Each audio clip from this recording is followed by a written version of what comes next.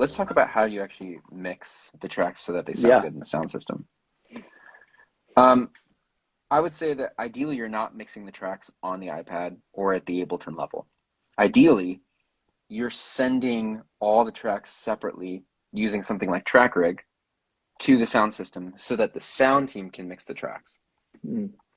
Because it's going to sound totally different on your computer than it does through the sound system. And so giving the sound team the ability to adjust the volume of the tambourine and the guitars and the shaker is going to be massive because it's a totally different environment than when you mixed it in your church office before you went out on stage.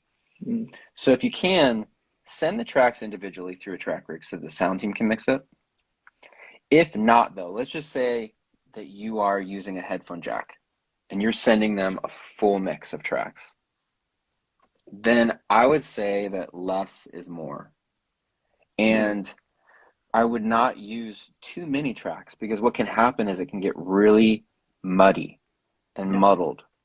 And less is more. If you're using the headphone jack and you're just sending them like a full mix of tracks that the sound team just has to turn everything up and everything down, then less is more. Keep it Yeah. simple because that way they can really they can EQ it better.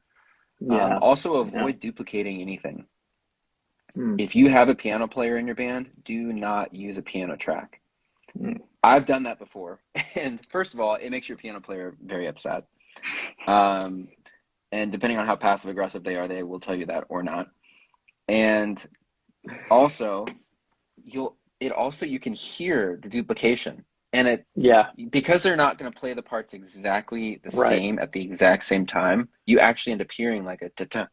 And Yeah. Yeah. it sounds bad. It makes the computer sound bad and it makes the real piano Right. player sound bad. So avoid duplicating anything. Don't If you have a lead guitar player, do not use the lead electric guitar track. Mm. It'll make it worse. It's kind of like the law of diminishing returns. At some point, if you had too much stuff, it actually ends up making the mix sound worse.